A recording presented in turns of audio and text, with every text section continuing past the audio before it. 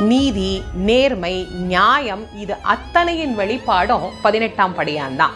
உண்மை எங்கே இருக்கோ அவருக்கு பக்கத்திலேயே இருந்து வெற்றி பெற செய்யக்கூடிய தெய்வம் அப்படின்னா அது கருப்புக்கு நிகரான தெய்வம் வேற தெய்வமே இல்லை. இந்த கருப்பண்ண சுவாமி கிட்ட போகும்போது ஒண்ணு மட்டும் தெரிஞ்சுக்கணும், நம்ம பக்கம் உண்மை இருக்கணும், அவ்வளவுதான். உண்மை இல்லை அப்படின்னா கருப்பண்ண சாமி பக்கம் கூட திரும்பவே முடியாது.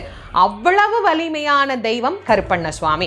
எங்களை இவங்க ஏமாத்திட்டாங்க, அவங்க ஏமாத்திட்டாங்க, இவங்க எங்களுக்கு எதிராக குற்றம் செய்யறாங்க, கோர்ட்டு கேஸு வழக்கு, வாழ்க்கையில் ஒரு நிம்மதி இல்லாத பிரச்சனை, மாமனார் கொடுமை, மாமியார் கொடுமை, என்னை எல்லாரும் சேர்ந்து ஏமாத்திட்டாங்க, என் கம்பெனியை மோசடி பண்ணிட்டாங்க, இப்படி எல்லாம் முறையிடுறவங்க நேர கருப்பண்ண சுவாமி கிட்ட போய் என் பக்கம் இந்த உண்மை இருக்கு நீ கேளு அப்படின்னு சொல்லிட்டு வந்துட்டா நிச்சயமாக அந்த 18ஆம் படியான் அவர்களுக்கு உண்டான பதிலை கொடுப்பார்.